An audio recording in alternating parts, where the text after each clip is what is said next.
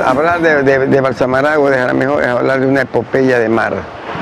Lo más grandioso en el largo proceso de la Alfarada. Permitió convencer más a los manavitas de que nuestro líder y el hombre que podía llevar adelante todo un proyecto de progreso y todo un proyecto social era a través de nuestro líder Eloy Alfaro Delgado. Su pueblo recuerda la gesta heroica, pero hay otros que la han olvidado. Y no se olviden que lo logrado se lo deben a este patriota. Bueno, aquí ocurrió lo que se le denomina el combate de Portoviejo, que fue un enfrentamiento militar entre las huestes alfaristas y el gobierno conservador. Las huestes alfaristas, desde luego, estaban lideradas por Eloy Alfaro Delgado, su hermano Medardo, el coronel Francisco Centeno, mientras que de los conservadores estaba el gobernador José María García, conservador portovejense.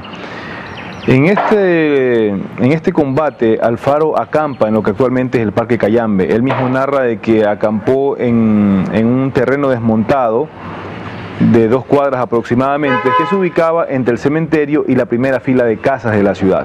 Alfaro acampa aquí, de aquí dirige el combate.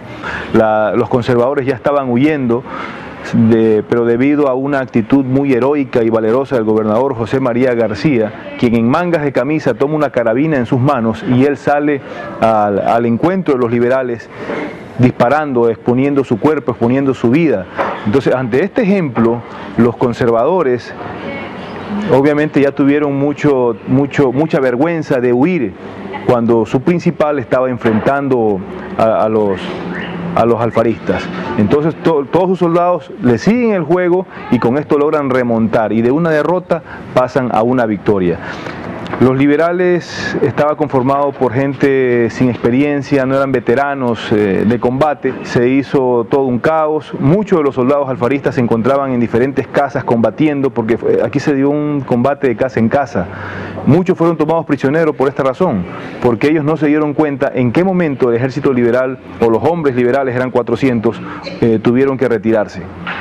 Entonces muchos fueron tomados prisioneros, con alrededor de 50 hombres más o menos, llega a Charapotó alrededor de las 3 de la tarde, y de ahí sí, él con otro de sus hombres avanza hasta Bahía de Caracas, donde llega a las 8 de la noche. 5 días después se da el combate de Balsamaragua.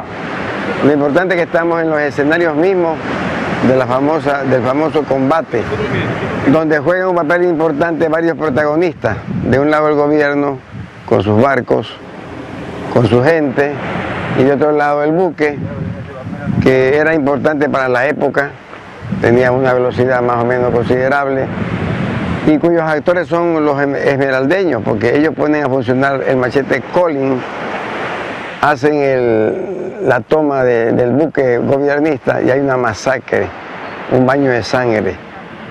Alfaro se salva, curiosamente, según informaciones de Wilfrido Lor Moreira, en una tina que era para manteca. Este recipiente, al quedarse sin manteca, flotó. Dicen que el teniente el teniente Plaza, para esa época teniente, que más tarde sería presidente del Ecuador, y Agustín Solórzano, importante personaje y actor de esta batalla, de este combate, lo salvaron. También dice la historia de que se regó la noticia que Alfaro había muerto, pero se esconde y le toca irse otra vez al extranjero, como siempre. Mi papá, o sea que aquí en Jaramillo habían unos viejitos, más viejitos que mi papá. Yo estaba muchacho chico. Entonces, aquí habían unos viejitos que ellos conversaban que el papá de ellos, el papá de esos viejitos, conversaba de acá del barco.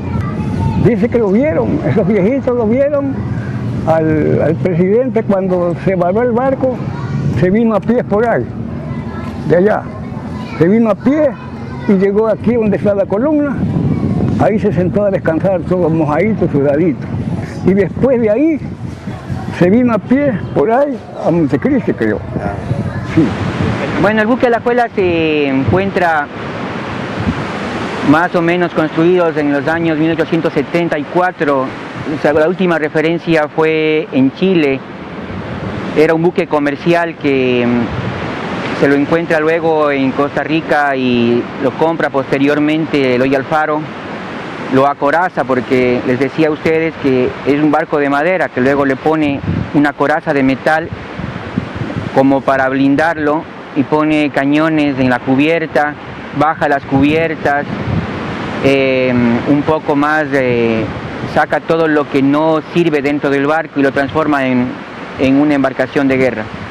Y hay un combate naval y justamente en esta playa, que es la playa de Salini y Balsamaragua, en el cantón Jaramillo, y es donde prácticamente pierde el general Alfaro y conjuntamente con sus hombres deciden abandonar el barco y lo hunden. Totalmente que los restos se fueron desapareciendo del barco y entonces pues ese barco era macizo, de pura chonta. No era madera de laurel ni de Guayacán, era de chonta.